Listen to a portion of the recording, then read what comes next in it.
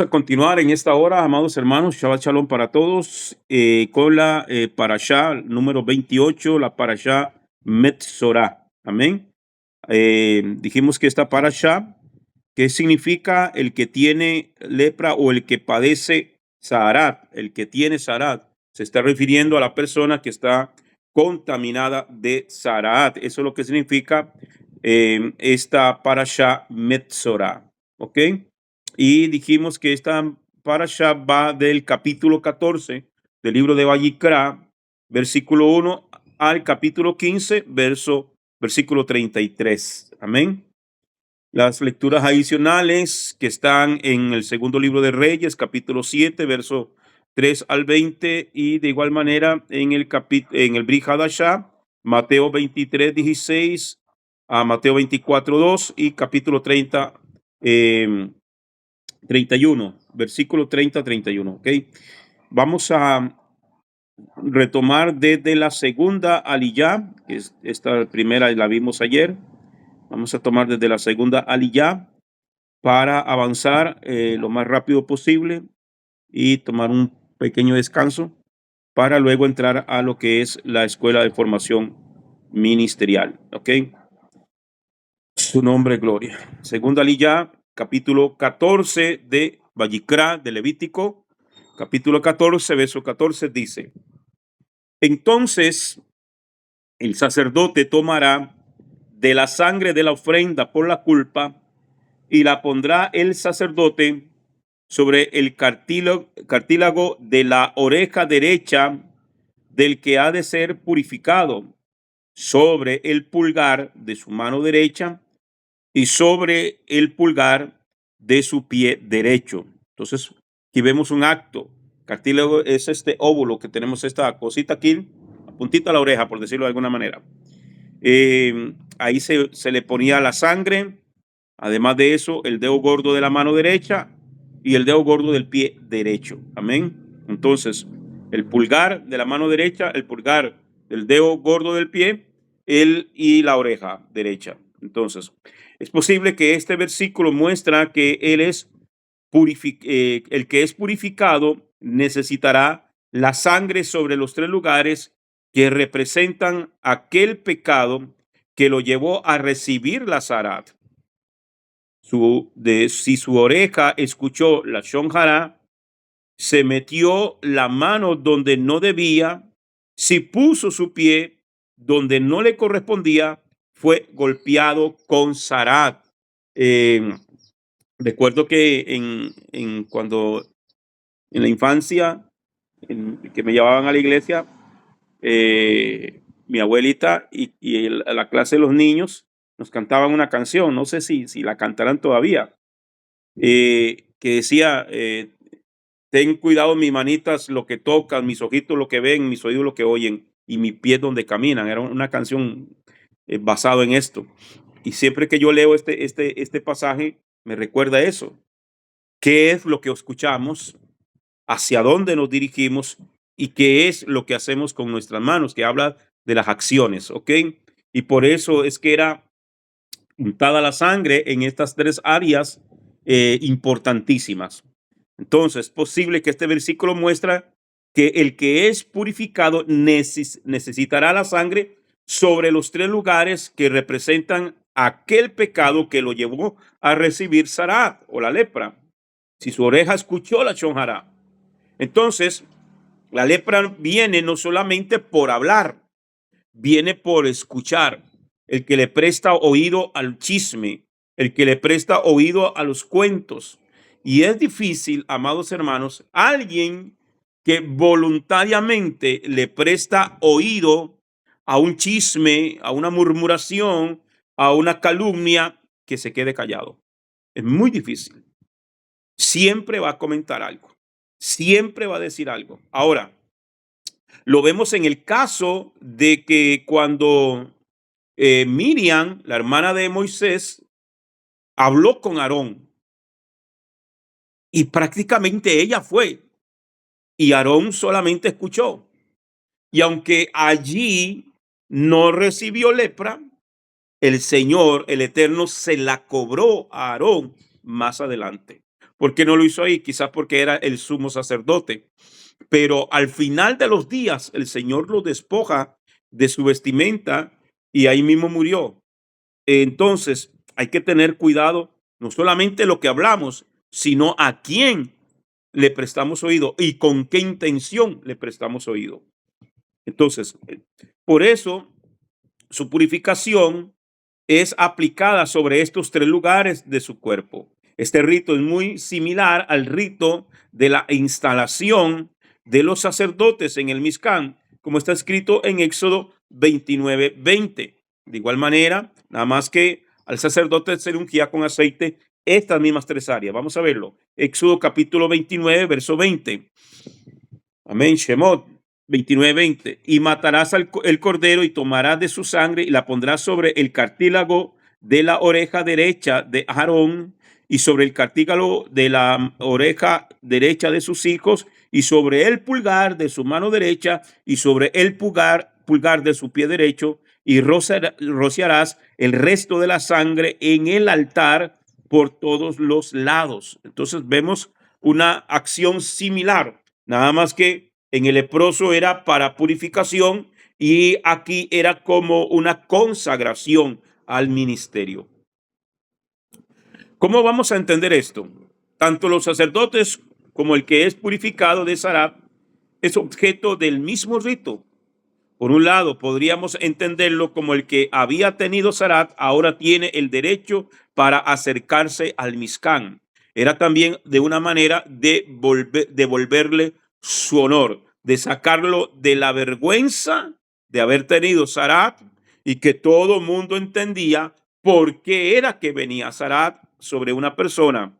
Entonces era devolverle su honor, sacarlo del ámbito de la vergüenza a llevarlo al ámbito del honor. Es lo que el maestro Rico nos ha enseñado sobre lo que es honor y vergüenza. ¿Ok?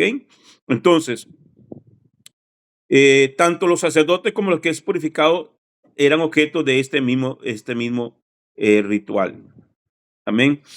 En ese sentido se asemeja al ministerio del sacerdote que tiene el derecho de estar cerca de Hashem. Sin embargo, por otro lado, hay algo más profundo aquí.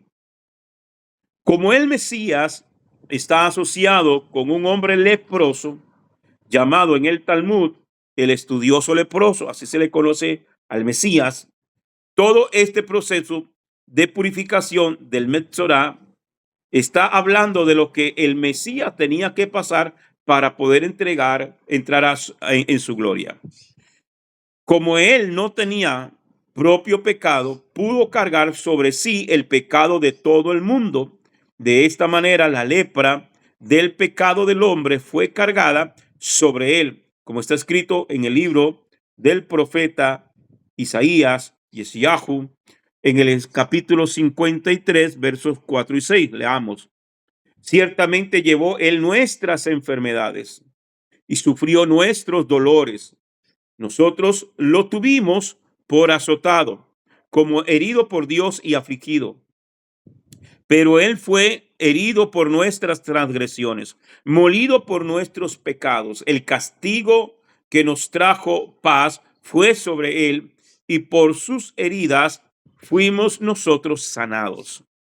Todos nosotros nos descarriamos como ovejas, cada cual se apartó por su camino, pero el Señor cargó en él el pecado de todos nosotros.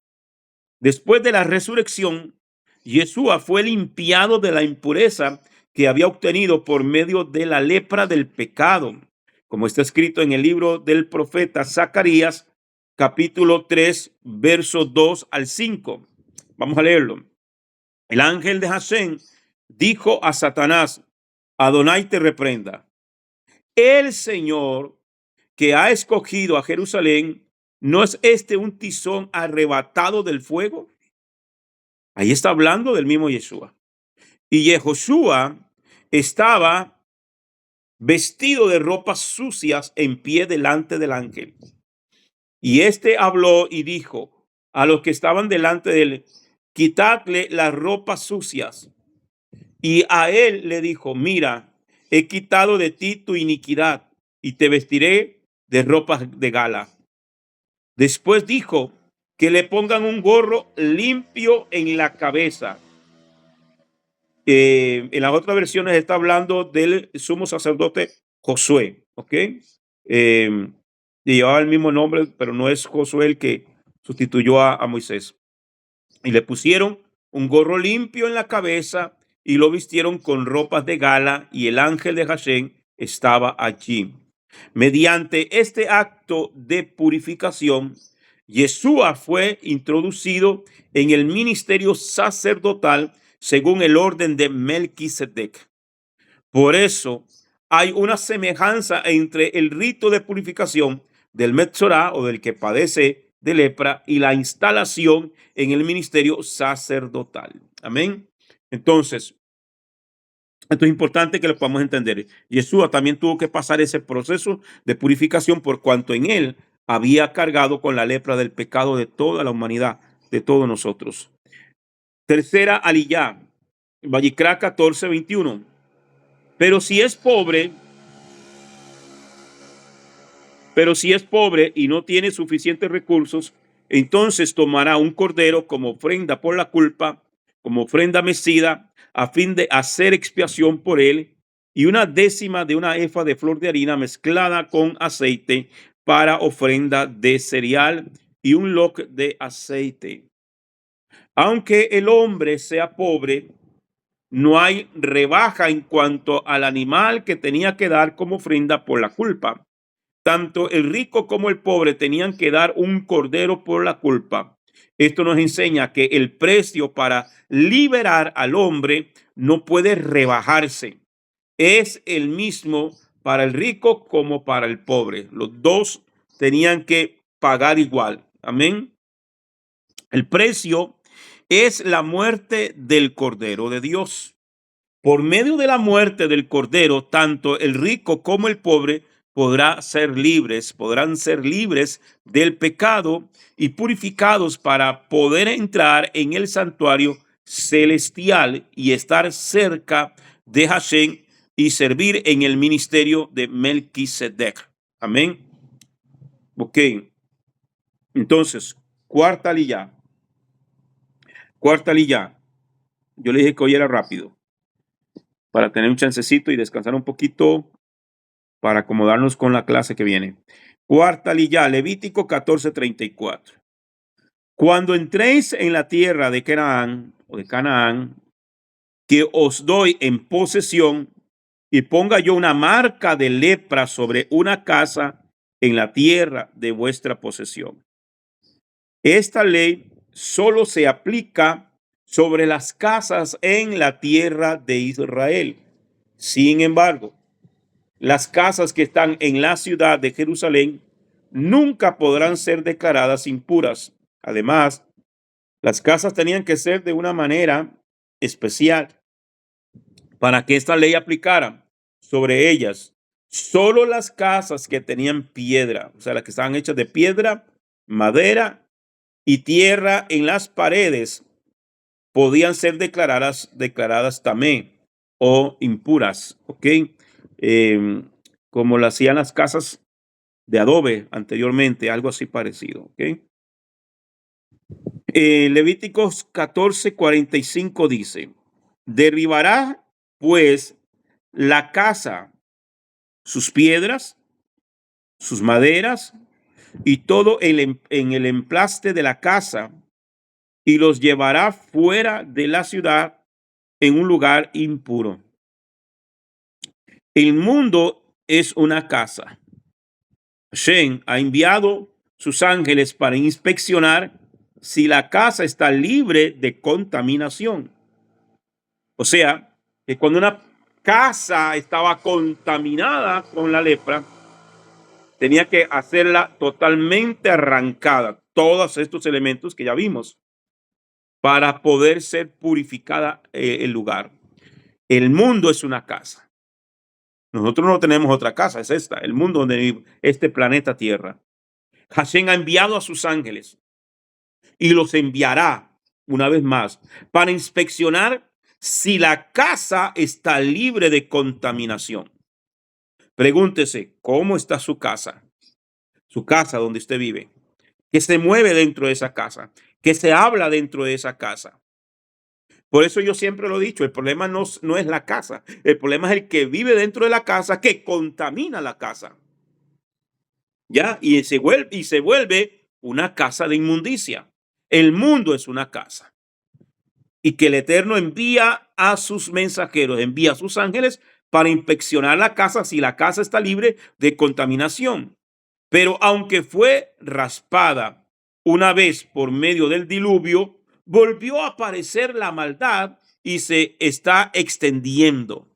Cuando una casa aparecía una mancha, el sacerdote llegaba, la inspeccionaba y raspaban aquella mancha. La quitaban, la borraban. Pero si día después volvía a aparecer, entonces era declarada inmunda.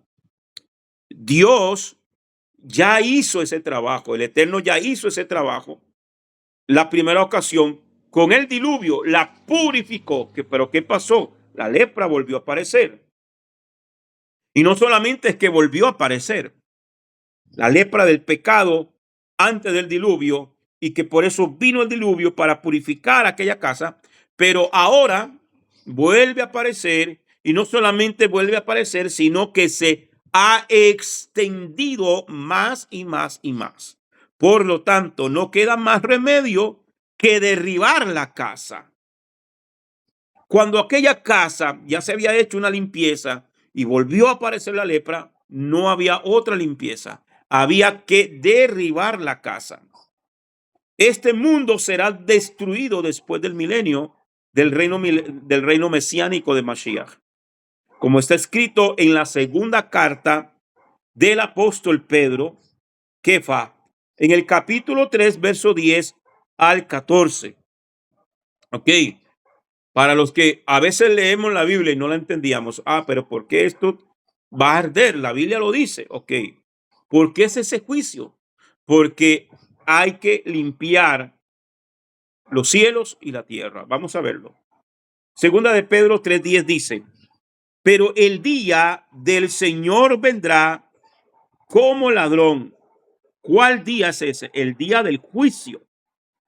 Pero el día del Señor vendrá como ladrón, en el cual los cielos desaparecerán con gran estruendo y los elementos se disolverán con el intenso fuego. La tierra y las obras que en ella hay serán descubiertas, puesto que todas estas cosas han de ser disueltas. ¿Qué clase de persona es necesario que seáis en santa y piadosa manera de vivir? ¿Qué es lo que está diciendo el apóstol aquí? Todo esto viene un juicio, se aproxima el juicio. Cuando la Biblia habla el día del Señor, está hablando de un juicio. Se refiere al día de Yom Kippur, que es el día de juicio. Este es el vocabulario que se utilizaba en el templo. Por eso es importante, y por eso nuestro maestro, hermano Rico Cortés, siempre nos habla de la necesidad de estudiar el templo. Eso lo vamos a ver nosotros más adelante, todo lo que es el ámbito del templo.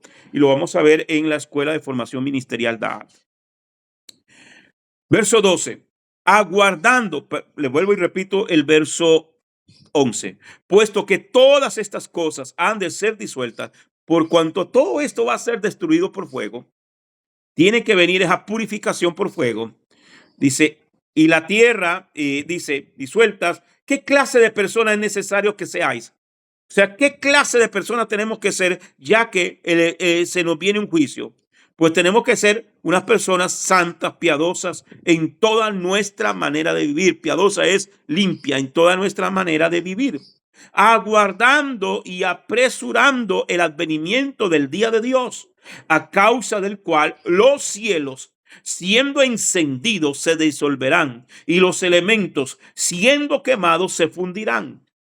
Pero según su promesa, esperamos nuevos cielos y nueva tierra, en los cuales mora la justicia de Dios. Los cuales mora la justicia. Y si ya entendemos lo que es justicia, que es vivir conforme al mandamiento de Dios, entendemos que lo que va a reinar después de todo ese juicio que viene y de esa purificación que viene, lo que va a reinar es la Torá en la tierra, y todo será gobernado por medio de la Torá, la justicia de Adonai.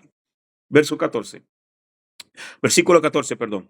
Por lo cual, amados, en tanto que aguardáis estas cosas, procurad con diligencia ser hallados por él en paz, sin mancha, sin lepra, irreprensibles, que es irreprensibles, que no haya de nada de que reprocharle o reprenderle, irreprensibles. Amén. Eso es lo que tenemos que vivir nosotros. Una vida santa. Por eso la escritura dice que sin santidad nadie verá al Señor. Quinta aliyah, Vayikra 15:2. Hablad a los hijos de Israel y decirles: cuando cualquier hombre tenga flujo de su cuerpo, su flujo es impuro. Entonces ya aquí salimos de lo que es la zarat y entramos a lo que es flujo. La palabra hebrea que ha sido traducida como flujo es el Strong H2100. Y en hebreo se dice sub.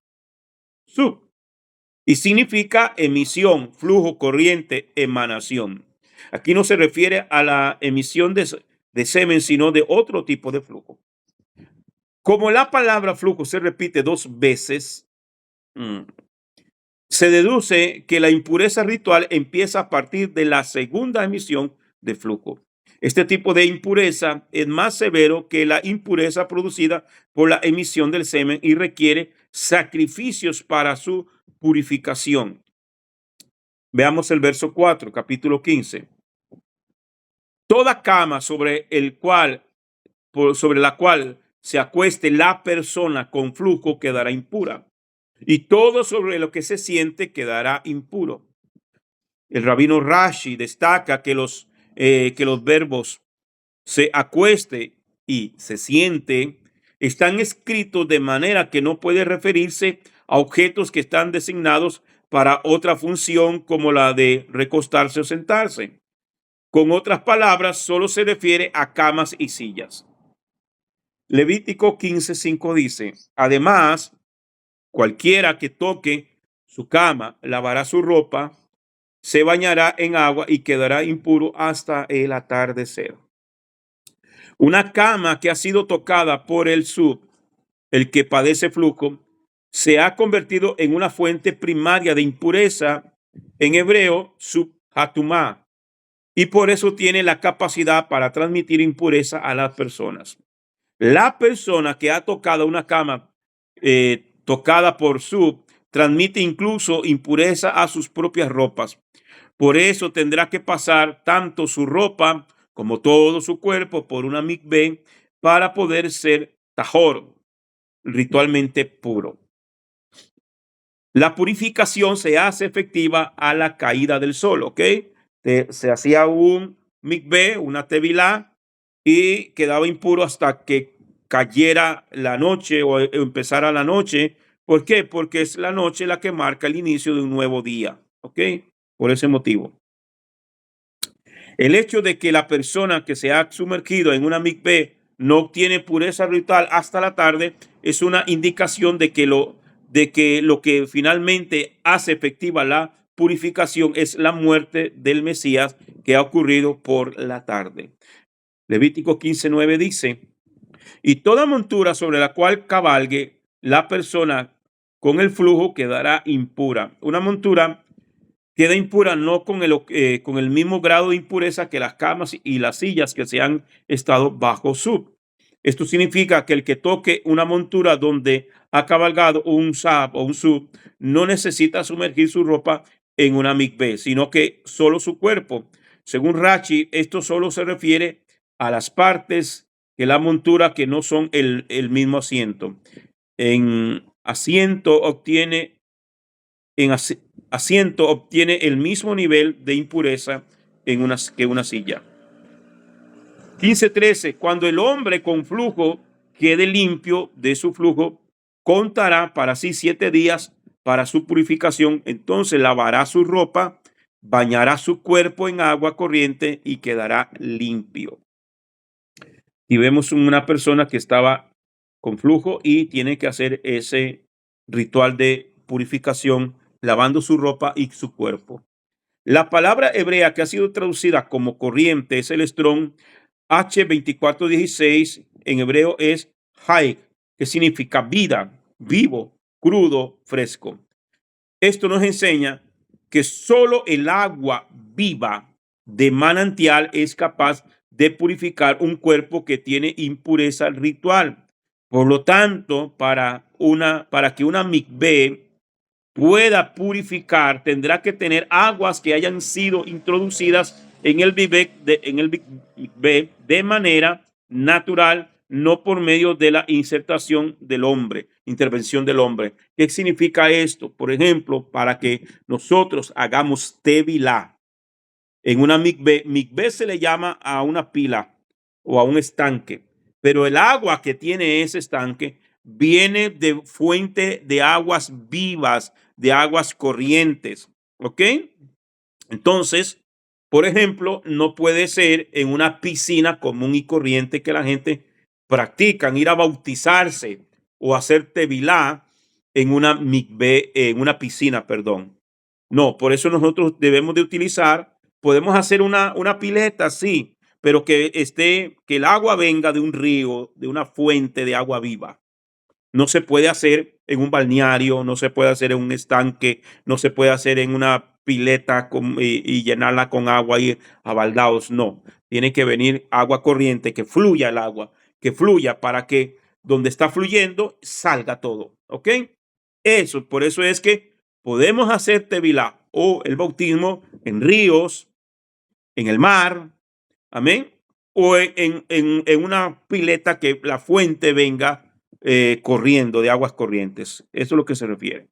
Esto nos enseña que solo el agua viva de manantial es capaz de purificar un cuerpo que tiene pureza ritual.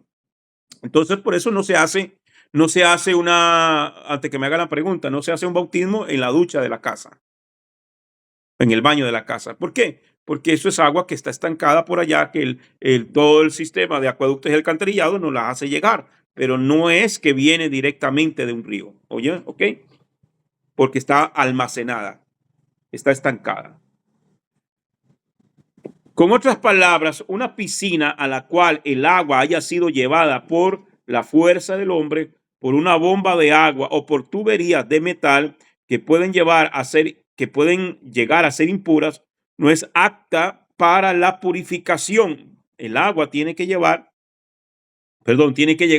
a esa mikveh de manera natural. Ahí está la explicación. Sexta liyá. Levítico 15:16 dice: y si un hombre tiene emisión de semen, bañará todo su cuerpo en agua y quedará impuro hasta el atardecer. Los versículos 2:15 tratan del caso de un hombre de Shab, que es el impuro por el flujo que sale de su miembro viril, sin que tenga emisión de semen. A partir del versículo 16, la Torá da instrucciones acerca del que tiene emisión seminal. La emisión de semen produce un estado de tamé, de impureza ritual, en el hombre, pero en un nivel inferior al del sub.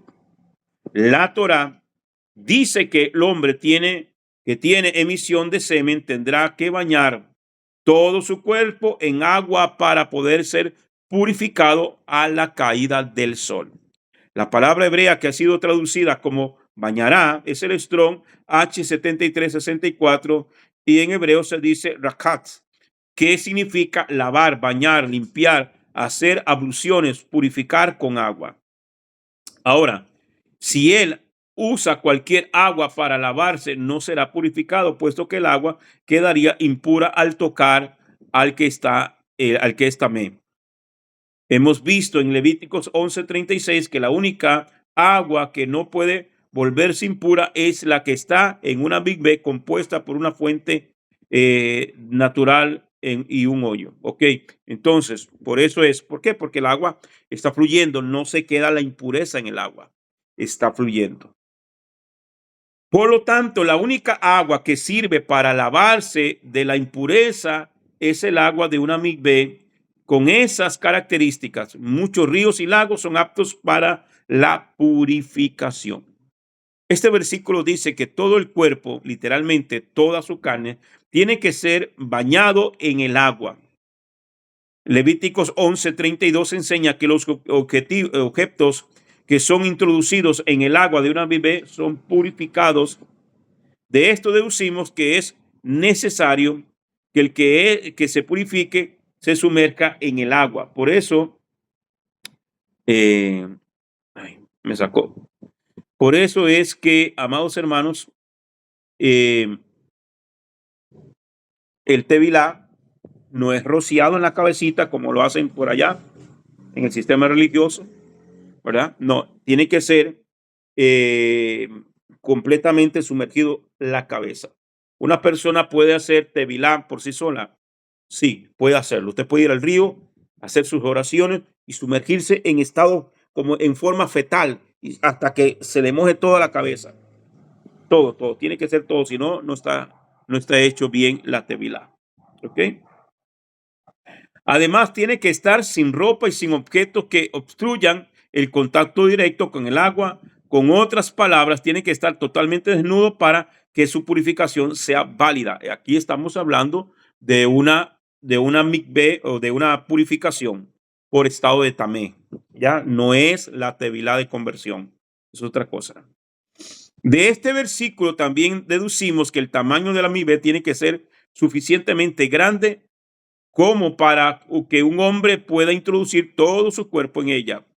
En el Talmud, en el Tratado Erubín 4b y en el Yomá 31a, afirma que tiene que ser de 40 CA, lo que corresponde a unos 700 litros. Ok, Levítico 15:18. Si un hombre se acuesta con una mujer y hay emisión de semen, ambos se bañarán en agua y quedarán impuros hasta el atardecer. El único lugar donde el semen no causa impureza es dentro de la mujer, puesto que solo causa impureza ritual cuando toca las partes inferiores o exteriores, perdón, de su cuerpo. Así que la mujer no queda impura por su contacto interior con el semen en la relación íntima. Entonces, eso es lo que tiene que hacer. Amén. No inventar otras cosas. En la intimidad, el semen tiene que ir dentro del cuerpo de la mujer, si no causa impureza. Bien, entonces, antes fue dicho que el hombre que emite semen queda impuro por ello, pero ¿por qué la mujer queda impura por tener una relación con su marido? Rachi dice que es por un decreto del soberano. Con otras palabras, no hay una explicación lógica por lo que una mujer quede impura por tener una relación cuando haya emisión de semen en su interior. Después de 3 días, el semen está muerto y ya no tiene la capacidad de procrear. Por lo tanto, no produce impureza a partir del 4.º día. Parece que el estado de tamé, impureza ritual, es producido en el hombre por tener algún tipo de contacto con la muerte. El cuerpo humano muerto es la fuente principal de impureza ritual. Por eso es que al sacerdote no se le permitía estar ni siquiera bajo el techo donde hubiesen muerto. Por lo tanto, la relación sexual tiene que ver con la muerte, puesto que millones de espermatozoides mueren sin producir vida humana. El mismo pensamiento está detrás de la menstruación de la mujer por no haberse quedado embarazada. Ese óvulo que era un niño en potencia es expulsado sin que se haya formado una vida nueva. Esto es cierto, esto es en cierto modo un contacto con la muerte y por eso produce impureza ritual en la mujer. Esto es un pensamiento rabínico, ¿verdad? Las enfermedades que afectan el sistema reproductor en el hombre y en la mujer producen impureza ritual porque atentan contra la procreación de la vida humana. El Dios de Israel es el Dios vivo y el Dios de los vivos. Por eso es necesario eliminar todo contacto con la muerte en relación con el culto a él en el tabernáculo o en el Mishkan. Por eso es que dentro del Mishkan, dentro de la casa de Dios, dentro donde se predica la palabra que da vida, no puede haber, hermano, un velorio. No se pueden velar muertos, como se hace en el sistema religioso. En los versículos 19 al 24 se encuentran las instrucciones en cuanto a la mujer durante su estado de separación menstrual. En hebreo, nidab.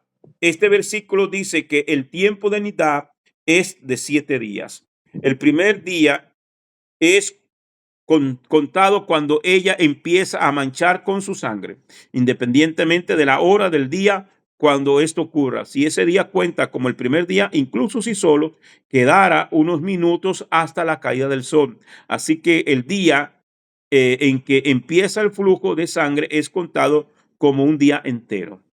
Luego ella va contando los días hasta llegar al final del 7º día, poco antes de la caída del sol. Entonces ella se sumerge en una mikvé para purificarse y a la caída del sol queda ritualmente purificada y podrá unirse con su marido de nuevo durante la noche del 8º día. Esto es lo que enseña la Torá. Además de esto, los rabinos han hecho una cerca de protección alrededor de este mandamiento, añadiendo 7 días después del último día de flujo. La persona que toca una mujer con nidá, o sea, con menstruación, queda ritualmente impura y no podría entrar en el templo ni comer las cosas consagradas o de los sacrificios durante ese día. Esto aplica en la tierra de Israel y en función el Beit Hamidash. Capítulo 15, verso 24 dice: y si un hombre se acuesta con ella y su impureza menstrual lo mancha, quedará impuro por 7 días, y toda cama sobre la que él se acueste quedará impura. La Torá prohíbe que los creyentes tengan relaciones maritales durante el tiempo de la nidá, como está escrito en Levítico 18:19. Está sumamente prohibido tener relaciones sexuales con la esposa mientras que ella mantenga su menstruación. Levítico 18:19 dice: y no te acercarás a una mujer para descubrir su desnudez durante su impureza menstrual, que en hebreo es nidad. ¿Ok? No se puede tener intimidad con la esposa en esa condición. Levítico 20:18. Si alguno se acuesta con mujer menstruosa y descubre su desnudez, ahí descubrir su desnudez es tener relaciones sexuales. Ha descubierto su flujo y ella ha puesto al descubierto el flujo de su sangre. Por tanto, ambos serán cortados de entre su pueblo. Ya cuando se hace un pecado deliberado de esta manera, sabe que su esposa tiene flujo de sangre, ella sabe que no puede tener relaciones sexuales y aún así los dos deciden tener relaciones sexuales, que dice el Eterno, serán cortados de su pueblo.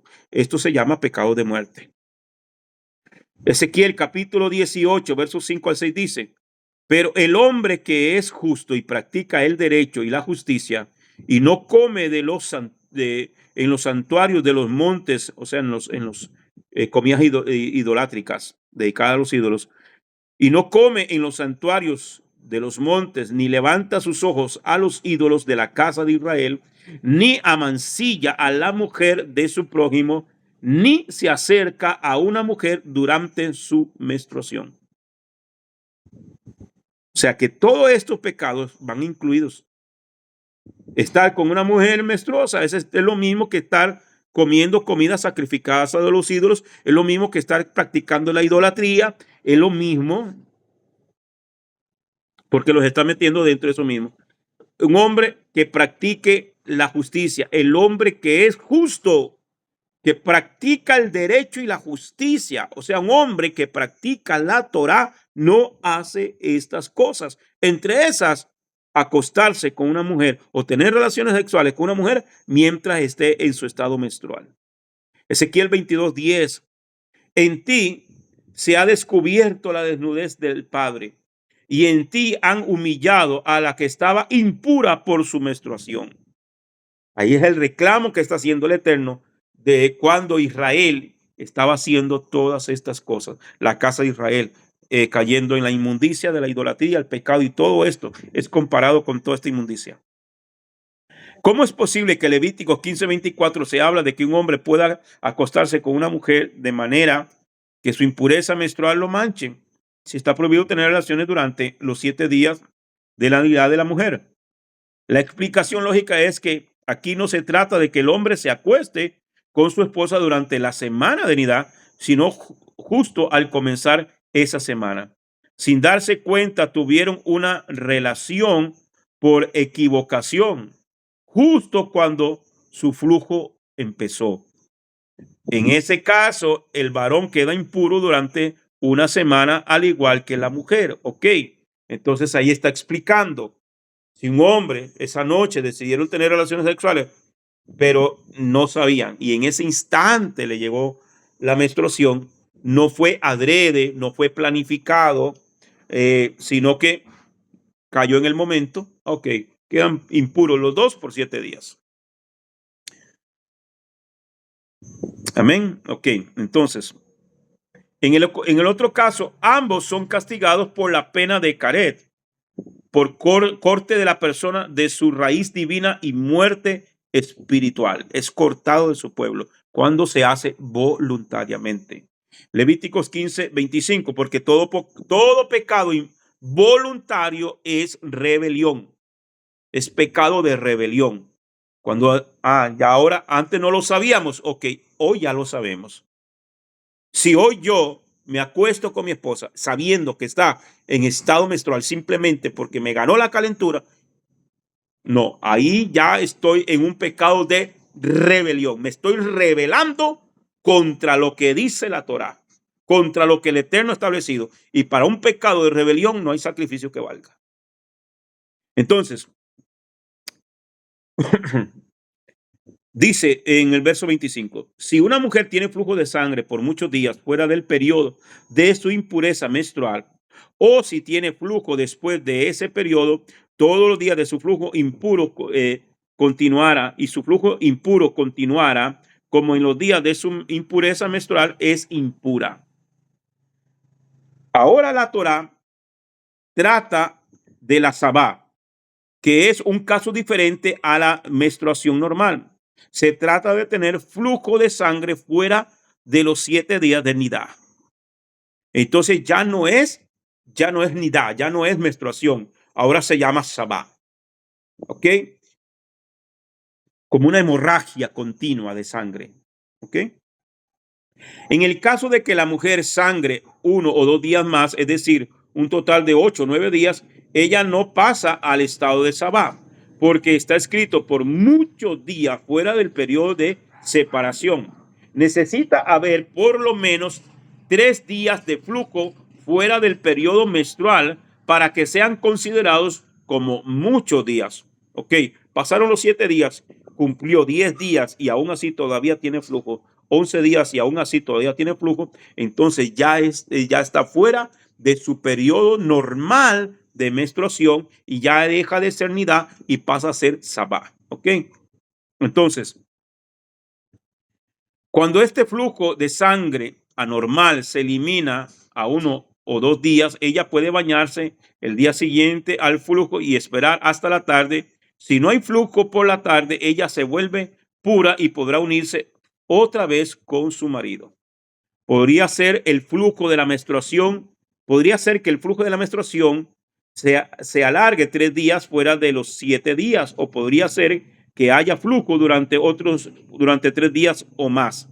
En el periodo de los primeros 11 días, después de los 7 días de nidad, en estos casos ella entrará en el estado de sabá y necesitará tener un periodo de 7 días limpios para poder llegar a ser ritualmente pura. Al final de los 7 días limpios, ella se sumerge en la mikvé y en la caída del sol queda pura.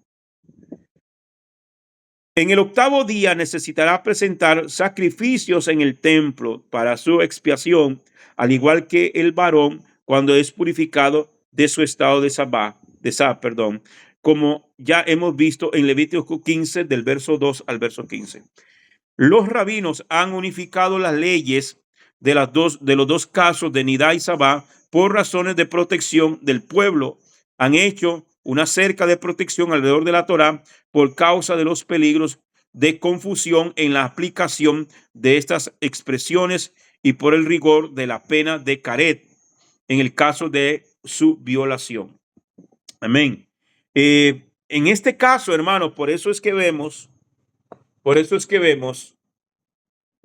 que tanto en el caso del leproso, que tenía que vivir apartado de la sociedad, no podía vivir dentro del campamento, no podía vivir dentro de la ciudad de Jerusalén, tenía que ser sacado afuera, no podía vivir en casa con sus hijos y su familia, no podía, de igual manera, la mujer que se le alargaba ese periodo de flujo de sangre por más de 10, 11 días, ya era considerada impura, era considerada tamé, impura. Y al igual que el leproso, ella tenía que vivir apartada y alejada de su familia. Y cuando ella miraba que alguien se le acercaba, tenía que gritar, igual que el leproso, tamé, tamé, tamé, impuro, impuro, impuro. Oh, la gente de una vez se devolvía. ¿A quién le recuerda a ustedes un caso en la Biblia de una mujer que estaba en estado de tamé, que estaba en estado de que su sangre se había alargado muchos días? A ver, ¿quién se recuerda? Un caso. Una mujer en estado de sabá, de que su menstruación se había alargado demasiado tiempo. A ver. La mujer del flujo de sangre. La mujer del flujo de sangre. Uh-huh. ¿Qué pasaba? La gente, cuando no cumplía con ese periodo, era cortada de su pueblo. Ahí lo vimos. La mataban a pedradas. Corría el riesgo que fuera apedreada.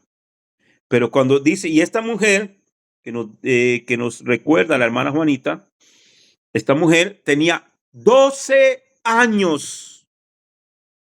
12 años de padecer de flujo de sangre. 12 años. No eran ni 10 días, ni 11 días, ni un mes. Hermano, 12 años que se le extendió esta hemorragia de sangre.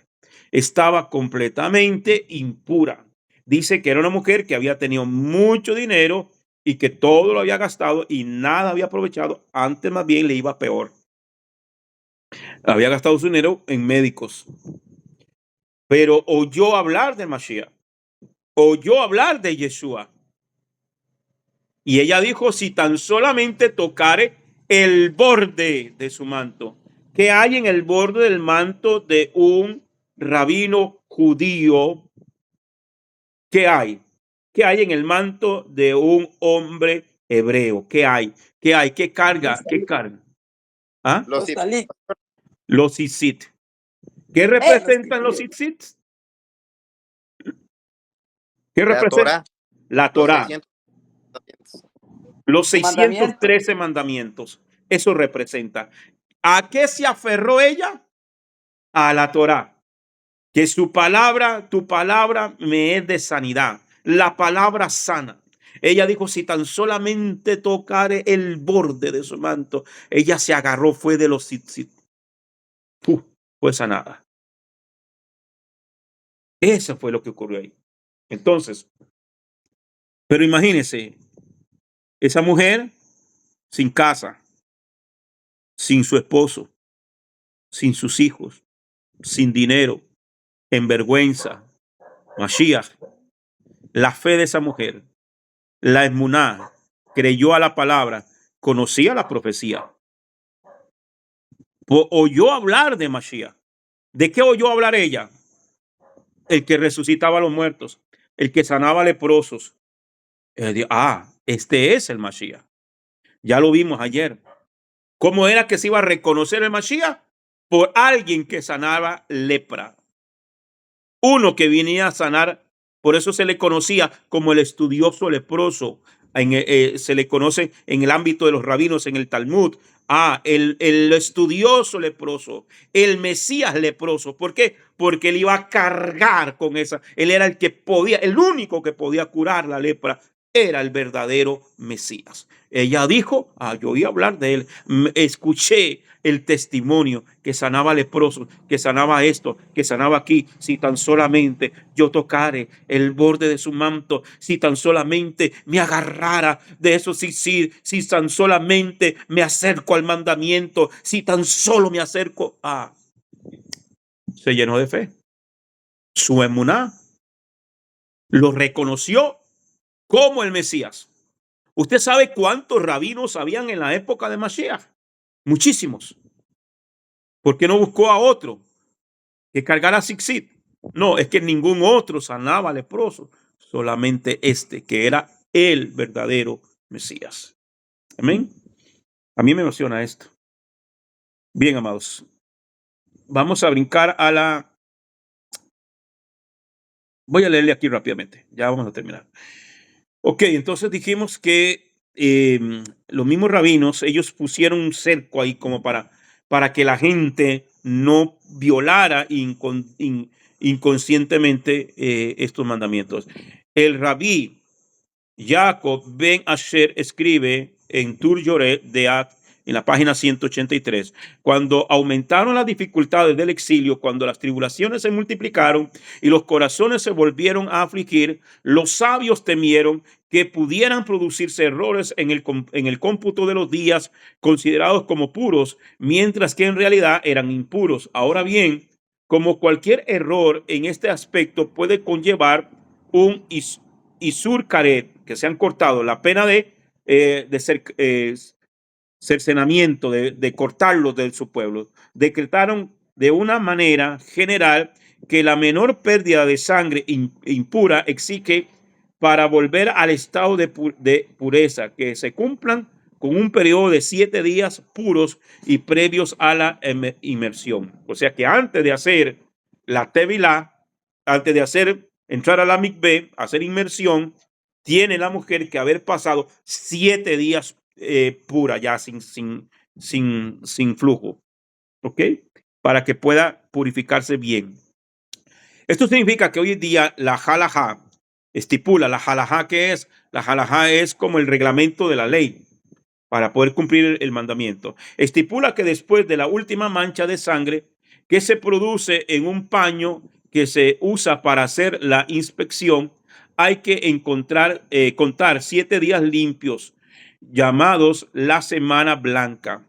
Además, la Gemara dice en el Tratado Unidad 66a que las hijas de Israel tomaron esta regla sobre sí misma, lo cual implica que la aceptaron como obligatoria. Al final de estos 7 días, la mujer se sumerge en la mikveh para luego unirse con su marido después de la caída del sol. Estas reglas hacen que el periodo de separación sea más largo que lo que prescribe la Torá. El resultado de un periodo más largo de abstinencia y espera resulta una renovación mensual de las emociones sexuales. En el Talmud, en el Tratado Unidad 31b, cita las palabras del Rabí Meir diciendo que ¿por qué ordena la Torá que la impureza de la menstruación continúe durante 7 días? Porque cuando el marido está en contacto constante con su esposa, podrá desarrollar una desgana hacia ella. La Torá, por lo tanto, ordena que sea impura durante 7 días para que sea amada por su esposo como el momento en que ella entró en el lecho nupcial. La orden de una semana blanca después del flujo normal de menstruación está basada en las reglas de la Sabá. Sin embargo, los resultados de un periodo más largo de espera después del tiempo de nidad son beneficiosos para el matrimonio. Las reglas de purificación por tocar una persona impura o un objeto impuro no se aplican hoy en día en el mundo judío por no haber templo. Sin embargo, las regulaciones en cuanto a las relaciones íntimas sí son aplicadas por los judíos, incluyendo la Semana Blanca. Existen otras reglas para los judíos de no tocarse entre hombres y mujeres y entre esposos durante el tiempo de la nidá, pero no son por motivos de pureza ritual, sino por motivos de pureza moral y castidad, como lo vemos en Levítico 18, 19. Entonces, ¿qué debe hacer los justos de las naciones en relación con esta regla? La naturaleza nos enseña que no es sano tener relaciones íntimas durante los días cuando la esposa esté sangrando. Amén. Además, considero que los que desean vivir en un nivel más alto de santidad y tener un matrimonio más sano deben guardar 7 días después del inicio de la menstruación, de la misma manera como la Torá estipula para los judíos. Sin embargo, no necesitan alargar el periodo con una semana blanca, excepto si haya un mutuo acuerdo en alargar el periodo para poder dedicarse a la oración, como lo dice en 1 Corintios capítulo 7, verso 5. Además, es bueno que también los hombres y las mujeres justos de las naciones no te toquen, como está escrito en 1 Corintios 7:1. En cuanto a las cosas que me escribiste, bueno, es para el hombre no tocar mujer. Conclusión: la condición de Metzorá no solo refleja una enfermedad física, sino también un estado espiritual de impureza interna, como lo evidencia como la envidia, los celos, el orgullo o el odio, que se manifiesta a través del engaño, los chismes, calumnias y otras formas de discurso destructivo. En pocas palabras, hablar mal, que en hebreo se conoce como la Shon Hara, la lengua maligna. Entonces, la Metzorá, o la persona que padece Sara, es una manifestación física de una impureza interna. Estos actos de hablar mal no solo deterioran el carácter del hablante, sino también tienen el poder de destruir relaciones y sembrar discordia con otras personas. Como creyentes, se nos llama a examinar nuestras palabras y purificar nuestras formas de comunicación, eliminando todo tipo de habla destructiva de nuestras interacciones. La Parashá Metzorá, vista a través de una lente mesiánica, nos enseña sobre la purificación y restauración que solo puede venir a través de Yeshua el Mesías. Su sacrificio en la cruz refleja en los rituales de purificación, destacando que solo a través de su sangre podemos ser verdaderamente limpios y reintegrados plenamente en la comunión con Adonai y la comunidad de creyentes. Esta parashá nos recuerda que la verdadera curación y la verdadera pureza provienen de nuestra relación redimida con el Mesías. Amén. En esta parashá se encuentran los mandamientos 173 al 183 de los 613 mandamientos. Así que el Eterno me los bendiga, familia. Esta ha sido la enseñanza de esta semana de la Parashá Metzorá. Si hay alguien que tiene alguna consulta, algún comentario, amados hermanos, puede hacerlo ahorita. Si no, nos despedimos y nos vemos a las 7 en el otro canal.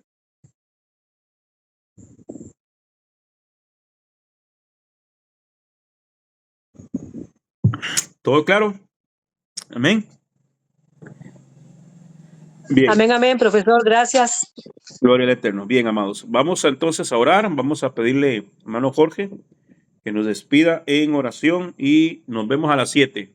Voy a darle un descansito de media hora a las 7 para la clase de formación Aleluya, ministerial. aleluya. Amén. Amén. Bueno, shalom, shalom, hermanos, pastor. Amén. Vamos a orar, a quedar despedidos de este momento que el Padre Eterno nos ha regalado, esta instrucción a través de nuestro amado pastor Baruch atah Adonai Eloheinu melech haolam. Padre Eterno, Rey de Gloria, Padre amado, en este momento te damos gracias por todo lo que tú nos has dado, Padre Eterno. Gracias por cada uno de los momentos lindos que nos regalas, Padre, por tu perfecta voluntad que has puesto en cada uno de nosotros, Padre Eterno. Bendice cada uno de los hogares de los hermanos que están aquí, los que no pudieron ingresar también, que seas tú, Padre Eterno, obrando en cada uno de ellos conforme a tu voluntad, Padre amado. Bendice a nuestro pastor, Padre amado. Dale lo que él necesite conforme a tu voluntad, Padre amado, para que sea él nuestro nuestro guía, Padre eterno, que a través de nuestro pastor, Padre amado, seas llevando tu palabra, tu Torah, Padre amado. Gracias por lo que nos das, gracias por este momento, Padre eterno. Nos despedimos de este momento, mas no de tu presencia, Padre amado. Te damos las gracias en el nombre de Yeshua HaMashiach. Amén y amén. Shalom, familia. Nos vemos ahorita. Shalom, shalom.